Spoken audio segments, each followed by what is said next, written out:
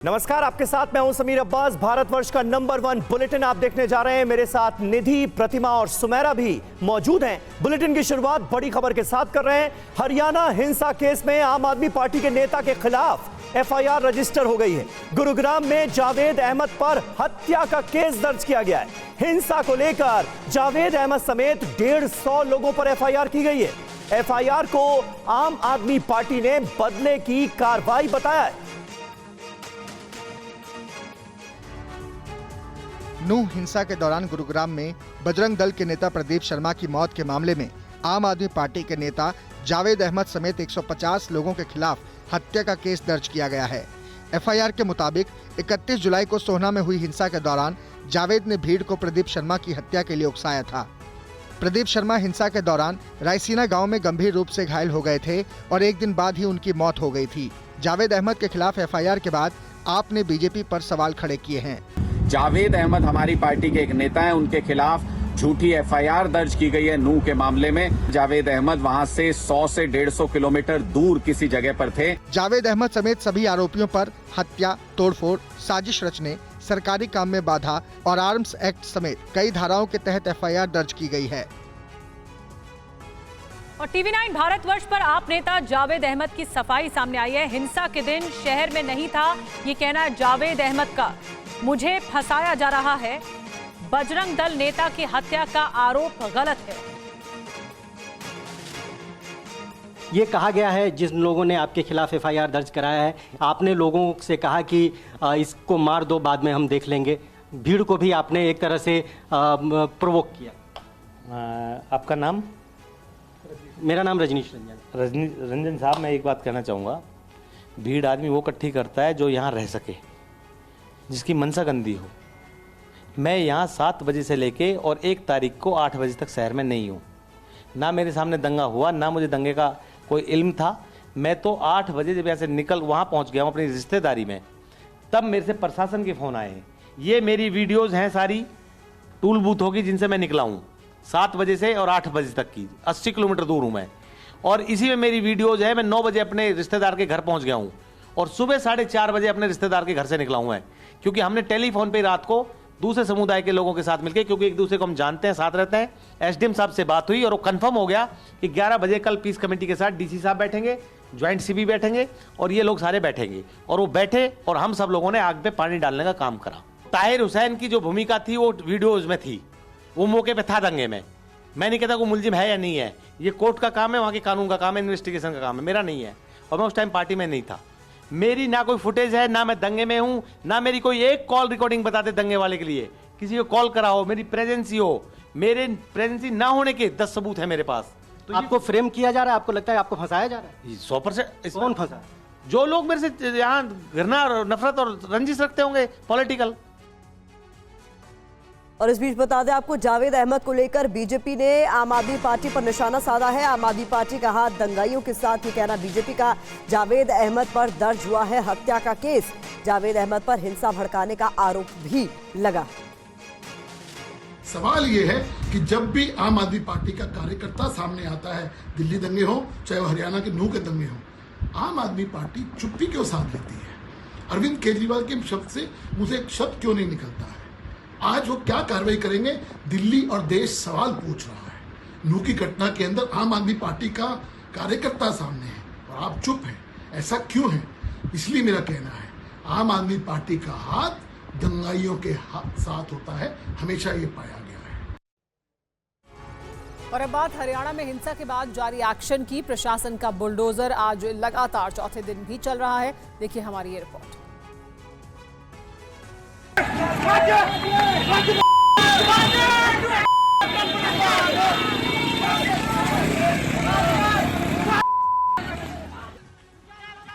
हरियाणा की नूह से 31 जुलाई को शुरू हुई हिंसा की आंच राज्यों के कई जिलों में फैली है। पुलिस अब तक एक एक करके इस हिंसा के आरोपियों की पहचान में जुटी है। साथ ही जहां से पत्थरबाजी हुई वहां बने अवैध निर्माण को ढहाया जा रहा है। आज प्रशासन ने इस आलीशान बिल्डिंग को जमींदोज कर दिया। इस बिल्डिंग से भी 31 जुलाई को पत्थरबाजी हुई थी।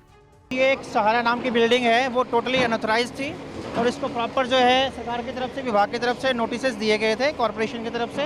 होटल कम रेस्टोरेंट है ये और है कम्प्लीटली अनऑथराइज्ड। और उसी की तरफ से भी यात्रा पे जो है यहाँ से ही जो है उपद्रवियों ने पत्थरबाजी करी थी और उसी के अगेंस्ट में ये कार्रवाई की जा रही है। नूह में अब शांति है, लेकिन हालात को देखते हुए प्रशासन ने इंटरनेट पर बैन 8 अगस्त तक बढ़ा दिया है। हिंसा के आरोप में अब तक 200 से ज्यादा लोगों की गिरफ्तारी हो चुकी है। 106 से ज्यादा एफआईआर दर्ज की गई हैं। खबरों में आगे बढ़ते हैं। खबर वाराणसी से। ज्ञानवापी परिसर में आज एएसआई की टीम गुंबद पर पहुंची। टीवी9 भारतवर्ष के पास आज के सर्वे का एक्सक्लूसिव वीडियो मौजूद है। आज की जांच में क्या मिला, इस रिपोर्ट में देखिए। ये तस्वीरें ज्ञानवापी के गुंबद की हैं। सर्वे के तीसरे दिन एएसआई की टीम ने गुंबद की गहनता से जांच की। तहखाने की पड़ताल के बाद एएसआई की टीम पहली बार ज्ञानवापी के गुंबद की जांच में जुटी है। सर्वे टीम मस्जिद के तीनों गुंबद तक पहुंची और गुंबद की 3D मैपिंग की गई। गुंबद तक पहुंचने के लिए सर्वे टीम ने सीढ़ी की मदद ली। इस दौरान व्यास जी के कमरे की भी जांच की गई। गुंबद की फोटोग्राफी और वीडियोग्राफी की गई। सिर्फ साइंटिफिक स्टडी चल रही है। तीनों जो सेंट्रल डोम है उसके नीचे स्टडी चल रही है, वहाँ पे फोटोग्राफी की जा रही, मेजरमेंट किया जा रहा है। तीनों गुंबद के ऊपर वहाँ पे स्टडी की जा रही है। इसके बाद अब सर्वे में मदद के लिए जल्द ही आईआईटी कानपुर की टीम भी वाराणसी पहुंचेगी और जीपीआर तकनीक से जांच की जाएगी, जिससे पता चलेगा कि परिसर में मिली कलाकृतियां कितनी पुरानी हैं और बिना खुदाई के ही ये सामने आ जाएगा कि जमीन के अंदर किन चीजों के अवशेष दबे हैं।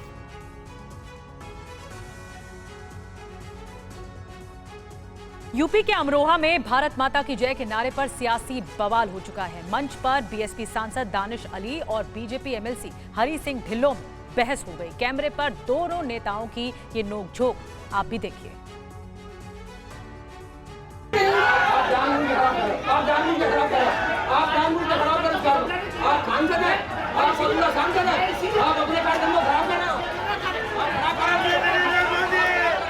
ये तस्वीरें उस वक्त की हैं जब देश में रेलवे के कार्यकल्प का संकल्प लिया जा रहा था। अमरोहा में अमृत भारत स्टेशन योजना की लॉन्चिंग कार्यक्रम में भारत माता के नारे पर विवाद हो गया।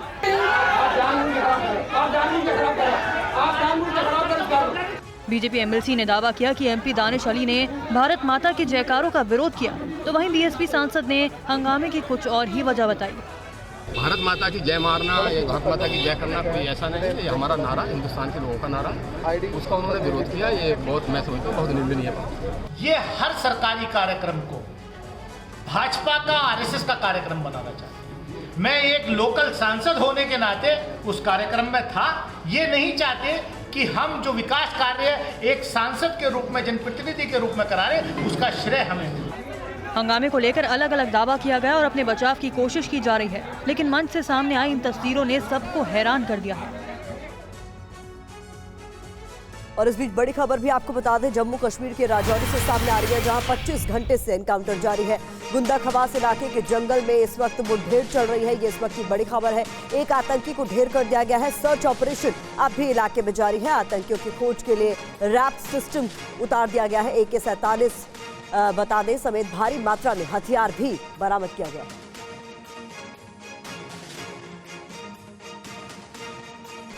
तो स्क्रीन पर ये 5 तस्वीरें भी आपको दिखा रहे हैं कैसे आतंक पर सेना के जाबाजों का प्रहार जारी है। आज राजौरी में एनकाउंटर का दूसरा दिन है। 25 घंटे से लगातार सेना का ऑपरेशन जारी है।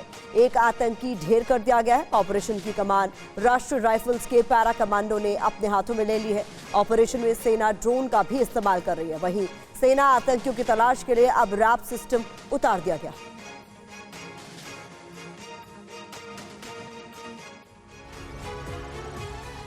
राजौरी एनकाउंटर में सेना आतंकियों की तलाश के लिए रैप सिस्टम यानी रिमोटली पायलटेड एयरक्राफ्ट सिस्टम का इस्तेमाल कर रही है, ताकि दहशतगर्दों को खोजकर उन्हें ढेर किया जा सके। देखिए हमारे संवाददाता अंकित भट्ट की ये रिपोर्ट। भारतीय सेना इस महा ऑपरेशन में जो राजौरी में चल रहा है उसमें न सिर्फ इन ड्रोन का इस्तेमाल कर रही है, बल्कि रिमोटेड पायलटेड जो सिस्टम है यानी कि UAV जो है उसका भी इस्तेमाल जो है वो यहाँ पर भारतीय सेना की तरफ से इस महा ऑपरेशन में किया जा रहा है, ताकि इन घने जंगलों में आतंकियों की एग्जैक्ट लोकेशन जो है वो पता की जा सके। अगर इस UAV की बात करें तो इसकी खासियत ये है, ये तकरीबन 15 किलोमीटर तक फ्लाई कर सकता है। ये इसमें day and night high quality के जो कैमरे हैं वो फिट किए गए हैं, साथ में थर्मल जो इमेज है वो यहाँ पर फिट की गई है। और तस्वीरों में आप साफ तौर पे देख सकते हैं कि किस तरीके से भारतीय सेना के इस महा ऑपरेशन में अब यूएवी का इस्तेमाल जो है वो किया जा रहा है। तीसरी आंख से भारतीय सेना जो है इन ड्रोन के जरिए नजर रख रही है ताकि आतंकियों की एग्जैक्ट लोकेशन जो है वो पता चल सके। तस्वीरों में जो आप देख रहे हैं यही वो घने जंगल है जहां पे जो ऑपरेशन है आतंकियों के खिलाफ महा ऑपरेशन जो है वो यहां पर चलाया जा रहा है और उसकी सीधी जो डायरेक्ट फीड है वो इस कंप्यूटर के अंदर आ रही है जो कि भारतीय सेना के जवान और ऑफिसर यहां पर लगातार मॉनिटर करते हुए नजर आ रहे हैं। और तस्वीरों में भी आप देख सकते हैं कि इस वक्त एक यूएवी जो है वो लगातार इसी घने जंगल के अंदर भारतीय सेना की तरफ से भेजा गया है ताकि आतंकियों की एग्जैक्ट लोकेशन जो है वो पता की जा सके। ना सिर्फ ड्रोन बल्कि इस तरीके के यूएवी जो है अब आतंक के खिलाफ इस्तेमाल जो है वो भारतीय सेना की तरफ से किए जाते हैं ताकि आतंकियों की एग्जैक्ट लोकेशन पता चल सके। और कई ऑपरेशंस में इन्हीं भारतीय सेना की तीसरी आंख जिन्हें ड्रोन भी कहा जाता है, यूएवी भी कहा जाता है, जिसकी वजह से कई बार भारतीय सेना को बड़ी सफलताएं मिली है। कैमरा पर्सन अनुदीप शर्मा के साथ अंकित भट्ट, TV9 भारतवर्ष के लिए। तो आपने देखा कैसे देश के दुश्मनों के हिसाब की तैयारी है। वहीं जम्मू कश्मीर के कुलगाम में आतंकियों से लोहा लेते हुए शहीद जवान वसीम अहमद को आज पूरे राजकीय सम्मान के साथ अंतिम विदाई दी गई। शहीद जवान वसीम के अंतिम दर्शन के लिए सैकड़ों लोगों की भीड़ उमड़ी।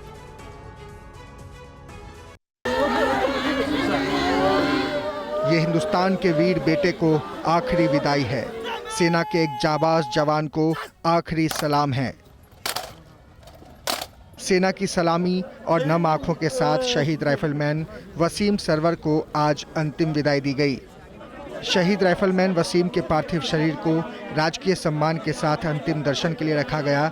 सैकड़ों की संख्या में मौजूद लोगों ने देश के लिए कुर्बान होने वाले वसीम को अलविदा कहा। शहीद वसीम को पहले सेना समेत सीआरपीएफ और प्रशासनिक अधिकारियों ने अंतिम श्रद्धांजलि दी। उसके बाद हजारों की संख्या में मौजूद स्थानीय लोगों ने आखिरी सलाम दिया। वसीम 2014 में सेना में शामिल हुए थे। 2021 में उनकी शादी हुई थी। वसीम अभी कुछ दिन पहले ही ईद मनाने के बाद ड्यूटी पर लौटे थे। वसीम 4 अगस्त को दक्षिण कश्मीर के पंजगाम में उस वक्त घायल हो गए थे जब घात लगाए हुए आतंकियों ने सेना की एक टुकड़ी पर हमला कर दिया था। इस हमले में राइफलमैन वसीम के साथ 2 और जवान शहीद हुए।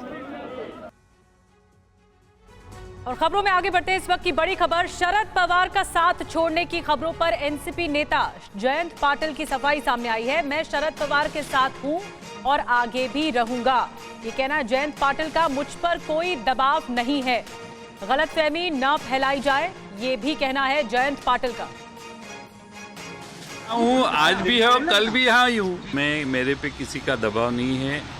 मेरे को कोई किसी ने मुझे कहा भी नहीं है और ना कभी मैं किसी के बारे में बातचीत की है। और मैं इस पवार साहब के साथ ही हूँ। ये गलतफहमी फैलाई जा रही है वो मत फैलाइए। जिन लोगों ने घर पे बैठ के न्यूज़ तैयार किया तो आप समझ जाइए जानबूझ के ऐसी न्यूज़ फैलाने का कोई कारण नहीं है।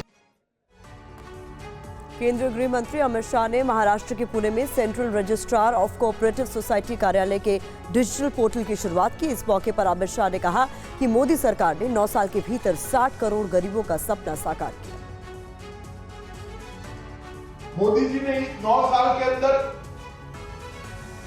देश के 60 करोड़ गरीबों को अपने पूरे जीवन के करने के काम 9 साल में समाप्त। देश में 60 करोड़ लोग ऐसे थे जिनके कुछ स्वप्न क्या कि कभी मेरा एक घर बन जाए, घर है तो घर में बिजली आ जाए, बिजली है तो गैस का सिलेंडर आ जाए, मेरे यहां परिवार के खाने पीने की व्यवस्था हो जाए, शौचालय बन जाए, मेरे परिवार की स्वास्थ्य की सारी सुविधाओं की मैं चिंता कर पाऊं। कुल मिलाकर गरीब व्यक्ति के मन में जितने उद्देश्य थे, जिसके लिए वो उद्यम करता था, 60 साल से लगा था, 2-2, 3-3 पीढ़ी चली गई, वो सारे काम नरेंद्र मोदी जी ने इन 9 साल में एक ही झटके में समाप्त कर दिया। प्रधानमंत्री नरेंद्र मोदी ने आज देश भर के 508 रेलवे स्टेशनों के पुनर्विकास की आधारशिला रखी। ये रिपोर्ट देखिए। पीएम ने आज देश भर में अमृत भारत स्टेशन स्कीम के तहत विकास कार्यों का शिलान्यास किया। वीडियो कॉन्फ्रेंसिंग के जरिए पीएम ने देश भर के 508 रेलवे स्टेशन की आधारशिला रखी। पीएम मोदी ने 27 राज्यों और केंद्र शासित प्रदेशों में फैले 508 स्टेशन के पुनर्विकास की आधारशिला को रखा, जिसमें उत्तर प्रदेश और राजस्थान में 55 स्टेशनों का नाम शामिल है। वहीं बिहार में 49, महाराष्ट्र में 44, पश्चिम बंगाल में 37, मध्य प्रदेश में 34, असम में 32, ओडिशा में 25, पंजाब में 22, गुजरात और तेलंगाना में 21 और झारखंड में 20, आंध्र प्रदेश और तमिलनाडु में 18, हरियाणा में 15 और कर्नाटक में 13 स्टेशन शामिल हैं। पीएम ने कार्यक्रम को संबोधित करते हुए विपक्ष पर भी निशाना साधा।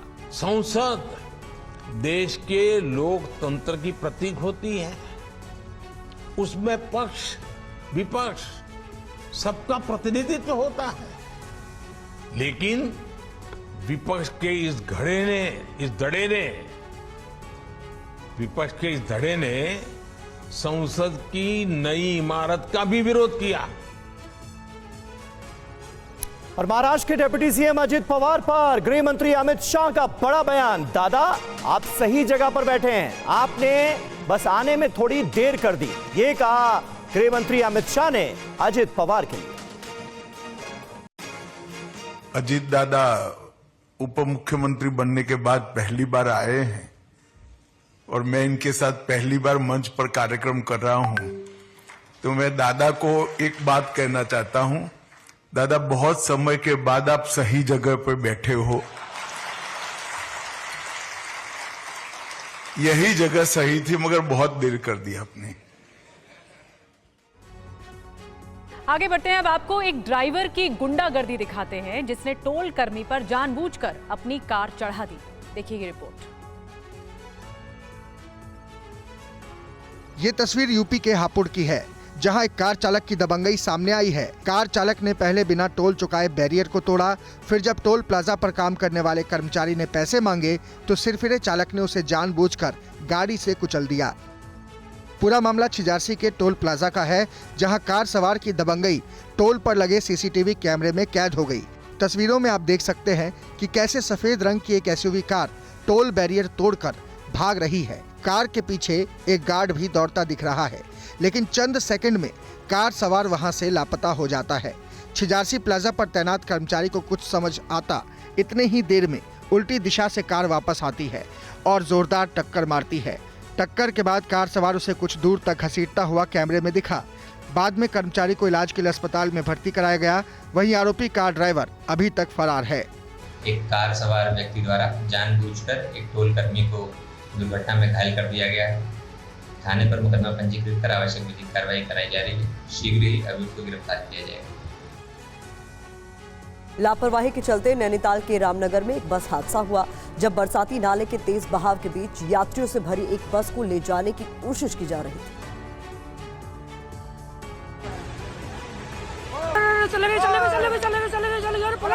महज 5 सेकंड का वक्त लगा और देखते ही देखते यात्रियों से भरी बस पलट गई। देखिए, बस को पुल पर बह रहे पानी के तेज बहाव के बीच से पार कराने की कोशिश की थी। इसके लिए ड्राइवर ने बस की रफ्तार बढ़ाई, लेकिन बस उसके नियंत्रण से बाहर हो गई और पलट गई। अब बचाओ उनको यार, और यहाँ पलट गई हो। हादसे के बाद वहाँ मौजूद लोग मदद के लिए दौड़े और यात्रियों को खिड़कियों के सहारे बाहर निकालना शुरू कर दिया। जबरदस्ती कर रहे हैं, निकाल रहे हैं गाड़ियों को। यह हादसा उत्तराखंड के नैनीताल जिले में हुआ, जहां बस ड्राइवर की लापरवाही ने 35 यात्रियों की जिंदगी खतरे में डाल दी। बस पानी के तेज बहाव के बीच से निकल गई, लेकिन एक दूसरी बस पलट गई। अब बचाओ उनको यार,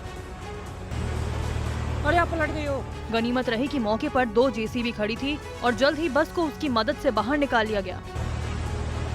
और यहाँ पलट गई हो। ये हादसा एक सबक है कि बरसाती नाले में पानी के बहाव को कम आंकने की गलती भारी पड़ सकती है। अरे यार, जबरदस्ती कर रहे हैं, निकाल रहे हैं गाड़ियों को। और अब खबर जम्मू कश्मीर से, जहां कई इलाकों में भारी बारिश से बर्बादी की तस्वीरें सामने आई हैं। देखिए ये रिपोर्ट।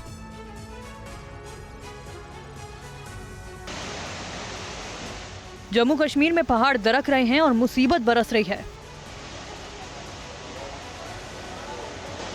जम्मू कश्मीर के रामबन से लैंडस्लाइड का एक डरावना वीडियो सामने आया। तस्वीरों में आप देख सकते हैं कि कैसे पहाड़ से बड़े बड़े पत्थर टूटकर गिर रहे हैं। इस वीडियो में देखिए कैसे पहाड़ का बड़ा हिस्सा टूटकर जम्मू श्रीनगर नेशनल हाईवे पर गिर गया।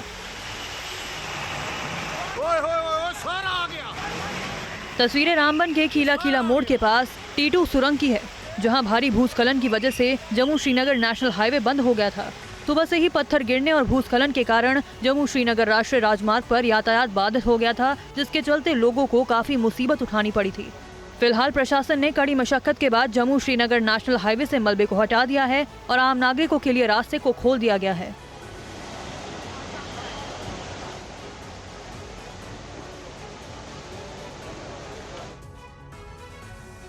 और अब खबर पड़ोसी मुल्क पाकिस्तान से, जहां आज एक बड़ा ट्रेन हादसा हो गया जिसमें 33 यात्रियों की मौत हो गई, जबकि 80 से ज्यादा लोग घायल बताए जा रहे हैं।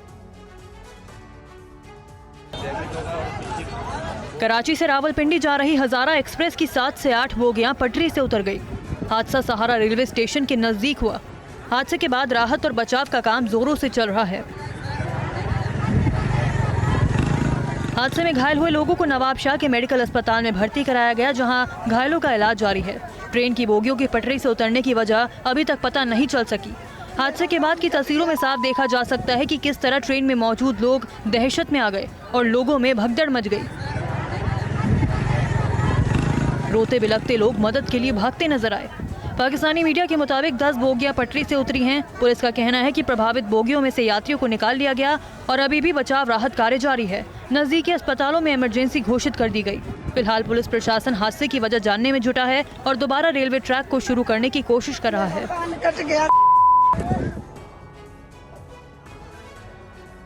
अमेरिकी राष्ट्रपति जो बाइडेन G20 समिट में हिस्सा लेने के लिए भारत आएंगे। 60 सेकंड में देखिए पूरी खबर। G20 शिखर सम्मेलन की मेजबानी के लिए भारत तैयार है। सितंबर महीने में दिल्ली में G20 की बैठक होगी। ऐसे में भारत के पास वैश्विक कूटनीति में बढ़ती ताकत दिखाने का अवसर होगा। G20 में शामिल देशों के राष्ट्रीय अध्यक्ष जब भारत आएंगे तो दुनिया भारत का दम देखेगी। G20 समिट में हिस्सा लेने के लिए अमेरिकी राष्ट्रपति जो बाइडेन भी भारत पहुंचेंगे। बाइडेन 7 सितंबर को दिल्ली के लिए प्रस्थान करेंगे और 10 सितंबर को वॉशिंगटन DC लौटेंगे। भारत 9 और 10 सितंबर को G20 नेताओं के शिखर सम्मेलन की मेजबानी करेगा। जो सालाना शिखर सम्मेलन होता है वो G20 समूह की सबसे बड़ी बैठक होती है। इसमें सदस्य देशों के राष्ट्रीय अध्यक्ष और कार्यकारी प्रमुख हिस्सा लेते हैं। आपको बता दें कि दुनिया के सबसे ताकतवर आर्थिक समूह G20 के सालाना शिखर सम्मेलन के लिए भारत पूरी तरह से तैयार है। भारत 1 दिसंबर 2022 से इस समूह की अध्यक्षता संभाल रहा है और देश भर में G20 की कई बैठकों की मेजबानी कर रहा है। और आपको याद दिला दें, TV9 भारतवर्ष पर आज का प्राइम टाइम स्पेशल रहने वाला है। रात 7:55 से रात 9:20 तक आपको खबरों का ये ट्रिपल डोज आज मिलने वाला है। सबसे पहले पुतिन का अगस्त आघात, यूक्रेन पर परमाणु वज्रपात 7:55 पर आपके सामने होगा। वहीं जिन्ना लैंड में गृह युद्ध 5 भाग, आतंकिस्तान साफ 9 बजे ये खास रिपोर्ट आपके सामने होगी। और धीरेन्द्र शास्त्री का VIP चमत्कार, पर्ची खुलेगी, सिंहासन मिलेगा 9:20 पर होगा आपके सामने। तो बने रहिएगा TV9 भारतवर्ष के साथ।